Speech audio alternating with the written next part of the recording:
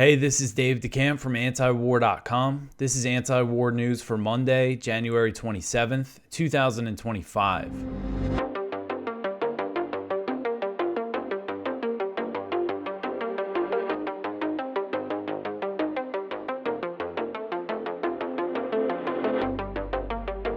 All right, the first story at the top of antiwar.com today. Zelensky says the U.S. has not halted military aid. So Ukrainian President Volodymyr Zelensky said Saturday that U.S. military aid to Ukraine had not been stopped. And these comments came a day after a leaked memo revealed that Secretary of State Marco Rubio issued a 90-day pause on most foreign aid. Zelensky said, quote, "I am focused on military aid and it has not been stopped. Thank God," end quote. So there's been kind of a lot of confusion over whether or not U.S. military aid to Ukraine has been paused. Because initially, Trump signed this executive order calling for a 90-day freeze on foreign, certain types of foreign aid.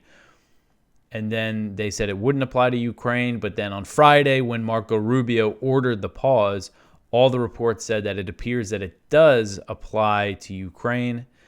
But as far as I understand it, and things are not exactly clear right now. I think on Monday, things will probably be clarified, maybe. But it appears that this pause only applies to aid under the State Department and USAID. And there is an exemption for military aid to Israel and Egypt, and that is the military aid that goes through the State Department, which is called foreign military financing.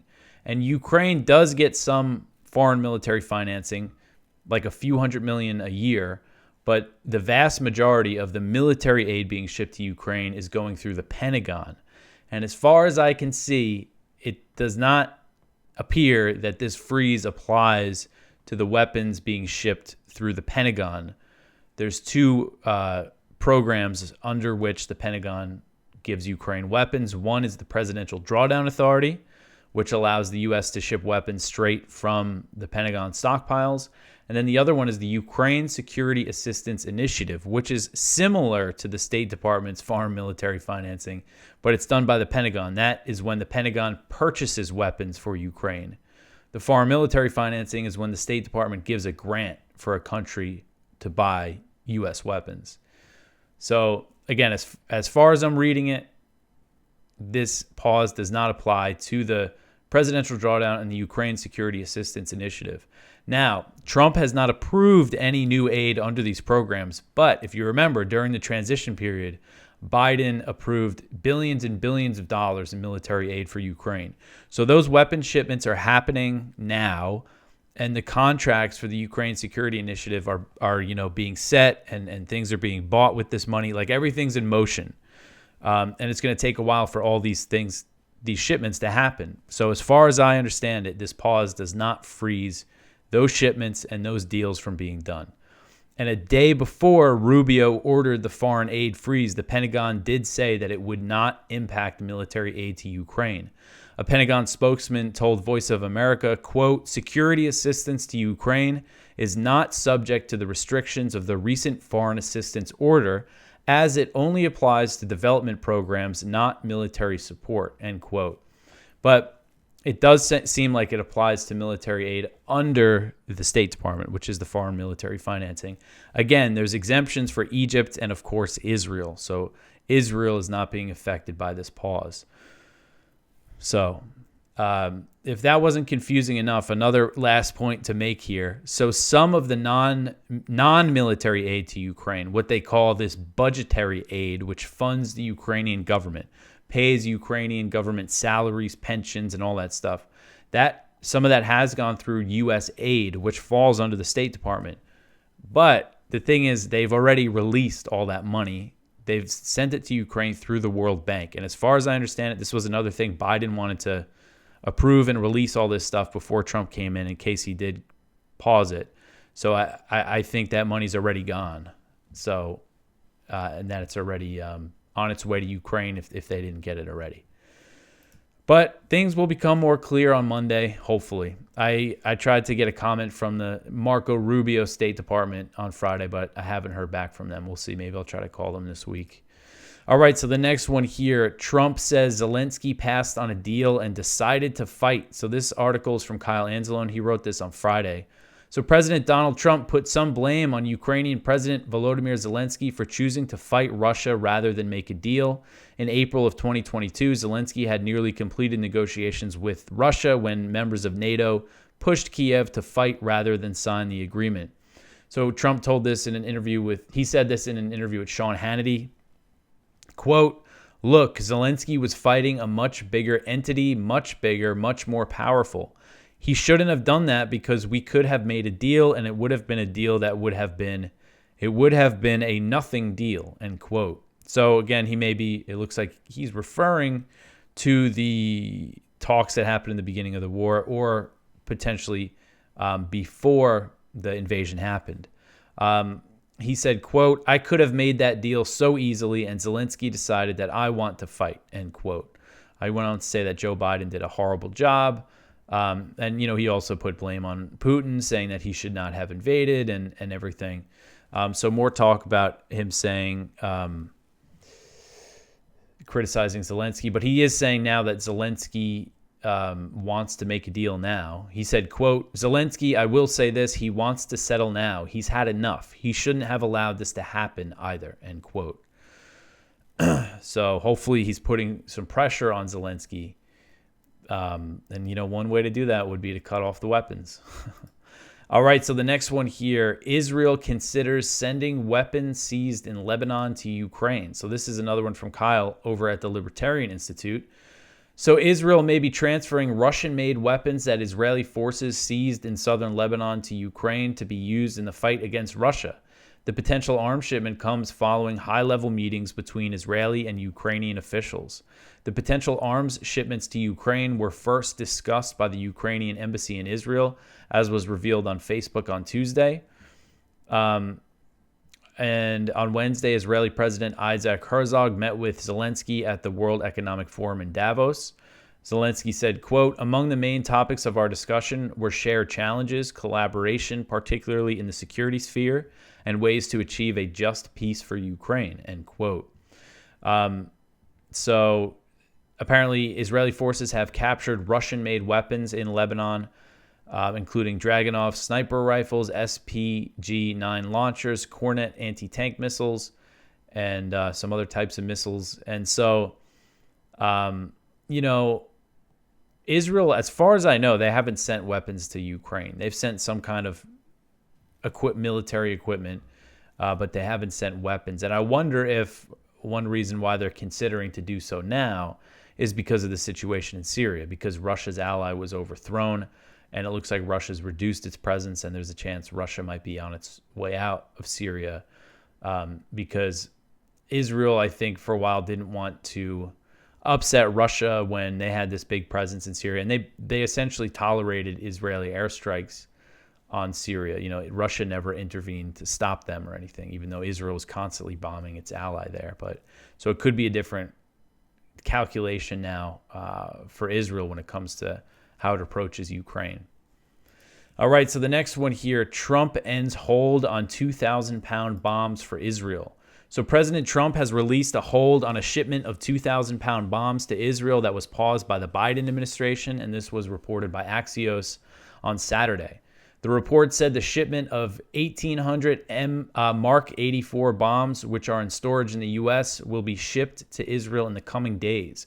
President Trump alluded to the shipment in a statement on Saturday, saying that weapons Israel had paid for are on the way, although many, if not all, of recent U.S. weapons shipments to Israel have likely been financed by U.S. military aid, especially over the past year. The U.S. has given them all this extra aid, so I'm sure these weapons are paid for by the U.S. So Trump wrote on Truth Social, quote, "A lot of things that were ordered and paid for by Israel but have not been sent by Biden are now on their way," end quote. And you can see these are the types of bombs that the U.S. is sending over. On Sunday, Netanyahu released a statement thanking the president. He said, quote, "Thank you, President Trump, for keeping your promise to give Israel the tools it needs to defend itself. to confront our common enemies and secure a future of peace and prosperity, end quote. So also on Sunday, Secretary of Defense Pete Hegseth, who was sworn in on Saturday, he was confirmed by the Senate. They needed J.D. Vance to vote for him as a tiebreaker, but Hegseth is the Secretary of Defense now. And his first call with a foreign official was a call to Netanyahu, and he gave some strong words of support. I'm going to read the Pentagon readout of the call. It says, quote, Secretary of Defense Pete Hegseth and Israeli Prime Minister Benjamin Netanyahu held an introductory call today to discuss the unbreakable bond that exists between the United States and Israel. Both leaders discussed the importance of advancing mutual security interests and priorities, especially in the face of persistent threats. The secretary stressed that the United States is fully committed under President Trump's leadership to ensure that Israel has the capabilities it needs to defend itself. Both leaders agreed to remain in close contact. So very strong show of support there in Hegseth's, one of his first moves as the Secretary of Defense. I'm not sure what to make of Hegseth, really. One bright spot with him is that he says he supports Defend the Guard, which is the statewide legislation that if passed by a U.S. state, it would prevent the deployment of the state's National Guard to a combat zone where Congress hasn't declared war. And he actually met with Dan McKnight, who leads Bring Our Troops Home, which is the organization that is behind Defend the Guard. And he's saying, yeah, I still support it. So maybe that could be good. But again, showing this very strong support for Israel right away. And he's on the record saying all sorts of stuff about how much he loves Israel. So according to a Pentagon readout, I just read the call. So Israel, back to these 2,000-pound bombs, Israel has frequently used 2,000-pound bombs on densely populated areas of Gaza, including tent camps. It looked like there were strikes with these huge bombs on the Al-Mawasi, the so-called safe zone that Israel repeatedly bombed with these huge 2,000-pound bombs. Then, of course, this has slaughtered many civilians as a result, and the Israeli military also dropped these bombs on residential buildings in Lebanon. So this is the bombs. Biden put a hold on this shipment back in May. It was really just a PR move to make it seem like he was putting pressure on Israel when he still was giving them all sorts of other military aid. But Netanyahu has certainly used it to play the victim, acting like the U.S. wasn't supporting him enough. So, and this is kind of what Trump and Republicans ran on, was that Biden wasn't doing enough for Israel, which is just a joke. All right, so the next one here, Trump floats plan to clean out Palestinians from Gaza. So on Saturday, President Trump suggested the idea of cleaning out Palestinians from Gaza and sending them to Egypt and Jordan, raising fears that the U.S. may support the ethnic cleansing of the territory.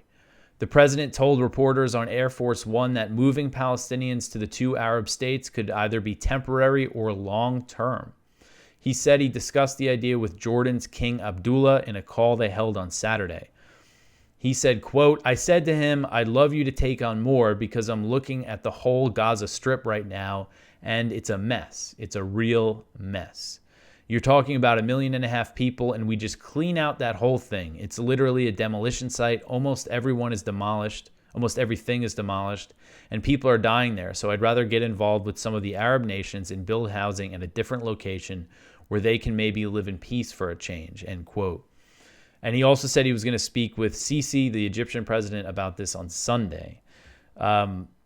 So this is not a good sign. And I mean, it goes to show, I don't know, that Trump really doesn't understand the whole dynamic at play here. If just to kind of say something like this publicly, because of course, all these Arab countries and Palestinian groups, all came out very strongly against this plan because they know this has probably been part of Israel's plan all along, was to conquer the territory and kick the Palestinians out. And any sort of plan saying it's temporary, they're not going to believe that Israel's going to let them back, especially, look at the history we're dealing with here.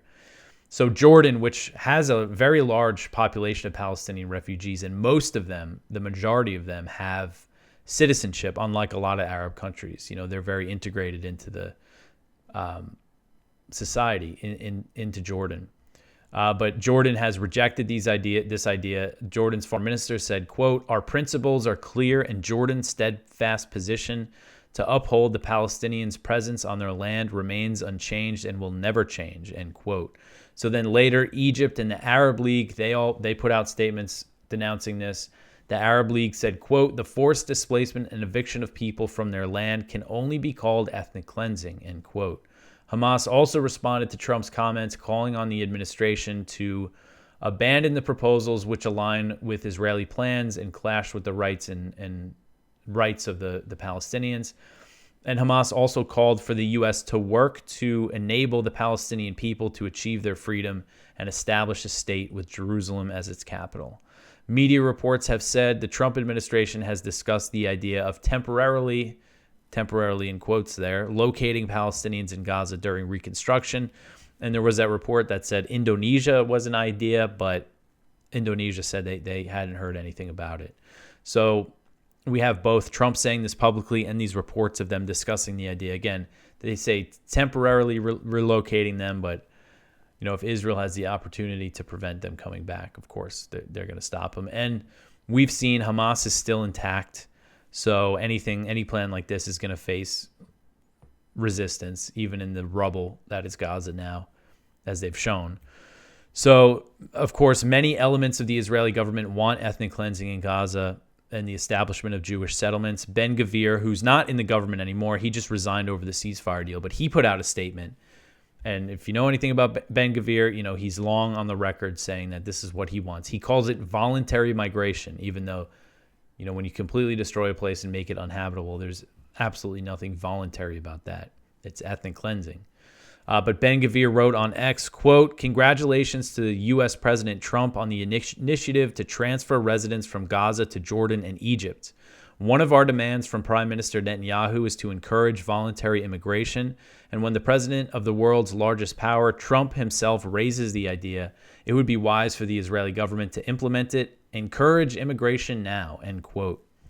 So, there's also members of Netanyahu's Likud party who have openly called for this stuff. And back in October 2023, there was a leaked document from Israel's intelligence ministry that said the best post-war scenario for Israel is the expulsion of every single Palestinian in Gaza. They said that's the best case that we could hope for here. And then the idea was to push them into camps in Egypt, build camps in Egypt and put a buffer zone there so they can't get back into Gaza. So it's definitely concerning to see Trump saying that. All right, so the next one here, Qatar says a deal has been reached to allow Palestinians to return to North Gaza.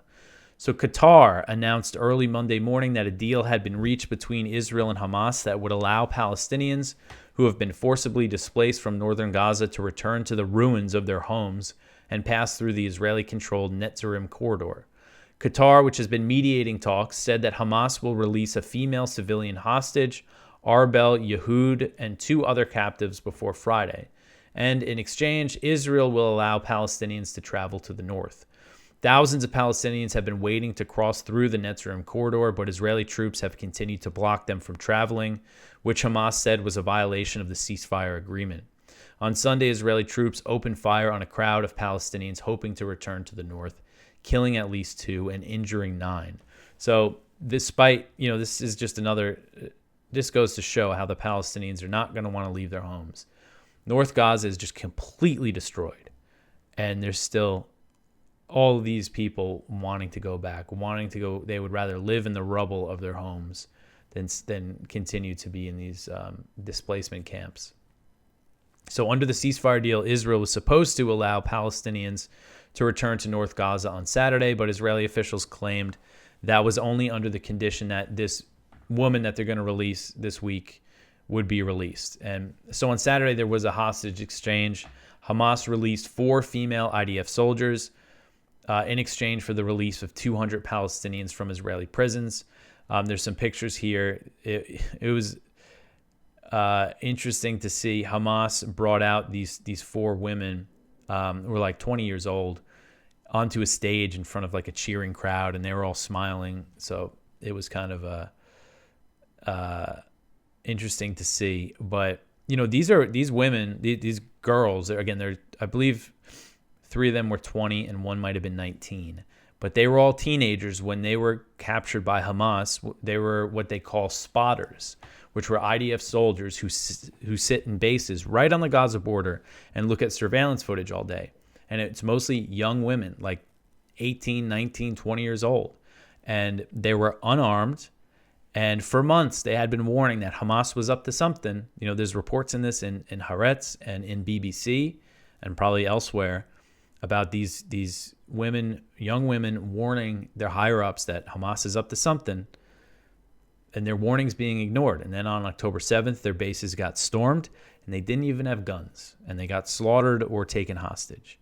And to me, I feel like that should be just a bigger scandal, that Israel left these young women, teenage girls, in a position like that. You know, you just don't hear like that type of criticism of Israel's failure on October 7th. And of course, there's the theories that they let it happen, you know, that they knew the attack was coming and wanted this pretext to do what they've done in Gaza. All right. And then another whole aspect of this Gaza thing is that this is, if you remember the report from last week, that private American contractors are going to be manning a checkpoint in the Netzarim corridor. And these are shady companies. One of them is called Safe Reach Solutions, and it was founded by a former CIA guy who headed the CIA's paramilitary wing and was involved in Afghanistan. So some sketchy companies getting involved in that. All right, so the next one here, Israeli troops kill dozens in southern Lebanon. So this article is from Jason Ditz. So Sunday was supposed to be the end of the 60-day ceasefire between Israel and Lebanon, and that meant Israel was supposed to withdraw from southern Lebanon, but they didn't. But that didn't stop. People were trying to return to their homes. Numerous displaced civilians from southern Lebanon appeared to believe that they thought Israel would be gone and that the Israeli orders for them not to return to their homes would be lifted, but that was not the case. And on Sunday, hundreds of Lebanese civilians headed south toward their hometowns and villages, and it resulted in the slaughter of 22 of them by Israeli forces. 22 killed and 124 wounded. If you see pictures, you see people are carrying Hezbollah flags, and I guess that's the excuse Israel used to fire on these people. They said one of them was a Lebanese soldier, but it looked like the rest were civilians. And now there was just an announcement from the U.S. So the U.S. has backed Israel's extension of this ceasefire, that it will be extended by 30 days. And the question is if Hezbollah has accepted this. I don't think that's really clear yet. I think there's a chance that they could renew their attacks on the Israeli troops occupying southern Lebanon. Of course, through this whole ceasefire, it hasn't been a ceasefire for Israel. Israel's been bombing Lebanon and demolishing homes, and now they're staying. And I mean, especially after all these people being killed, I wouldn't be surprised if we start seeing Hezbollah, if they have the capability, starting to try to hit Israel again. All right, so the next one here, Israeli forces kill a 2-year-old girl in the West Bank. So on Saturday, a 2-year-old Palestinian girl was shot and killed by Israeli forces in the occupied West Bank city of Jenin, where the Israeli military launched a new offensive last week. Laila al-Khatib died after being shot in the head by IDF gunfire when she was inside a house with her pregnant mother, who was lightly wounded in the attack. Al-Khatib's grandmother said the family was having dinner when the house came under attack. This is her grandfather, the grandfather of the 2-year-old girl, carrying her during her funeral. The Israeli military acknowledged that its forces were responsible for killing the girl. They claim that the IDF troops fired on the house after receiving intelligence that armed Palestinian resistance fighters were inside the building, and then they stopped after realizing they had killed the child. That's what the Israeli military said, so they're not denying that they did this. And this Israeli assault on Jenin continues since they launched this new offensive in the West Bank. At least 14 Palestinians have been killed and 50 have been wounded. Israeli military bulldozers have been tearing up roads and they're demolishing buildings. The governor of Jenin said Israeli forces demolished 20 homes and buildings in the city's refugee camp just on Sunday. And we're seeing, these parallels to Gaza. Israeli officials saying that they're going to use lessons they learned in Gaza on these areas of the West Bank. All right, so the next one here, the U.S. passed intel to the al-Qaeda-linked Syrian government. So this one is from Kyle Anzalone. U.S. intelligence officials met with officials of the new government in Syria and passed secret information. The Syrian government is now controlled by Hayat Tahrir al-Sham, a designated foreign terrorist organization. The Washington Post reports in the chaotic days after the fall of Bashar al-Assad, the Biden administration began to engage cautiously with HTS and its leader, Abu Muhammad al-Jilani. The intelligence exchanges with HTS has occurred in direct encounters between U.S. intelligence officials and representatives of HTS rather than via a third party. This has involved exchanges between the two sides in Syria and a third country. It began roughly 2 weeks after HTS came into power on December 8th. And, of course, the U.S. also prepared one of its proxies in southern Syria to help out with the offensive and coordinated between them and HTS. So lots of cooperation here between the U.S. and HTS, despite them being an offshoot of al-Qaeda and listed as a foreign terrorist organization. You have two types of groups that get listed as foreign terrorist organizations. One like Hamas and Hezbollah that the U.S. uses to justify all these attacks on civilians. Then you have HTS, which is the terrorist organization that the U.S. helps take over a whole country. So, but they're saying this is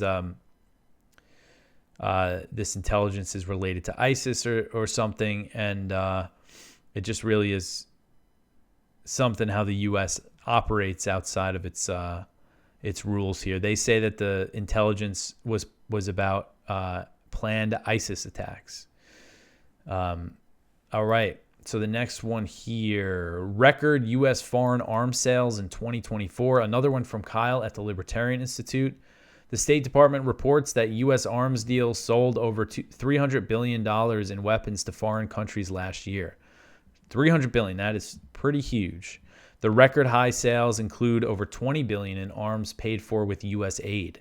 The State Department's statement on 2024 arms sales explained that the total value of transferred defense articles and services and security cooperation activities conducted under the Foreign Military Sales System was $117 billion. Compared to 2023, the State Department says last year's total represented an increase of 45.7%. So that is a huge increase, nearly 50%. In addition to the foreign military sales, U.S. arms deals brokered $200 billion in other transactions.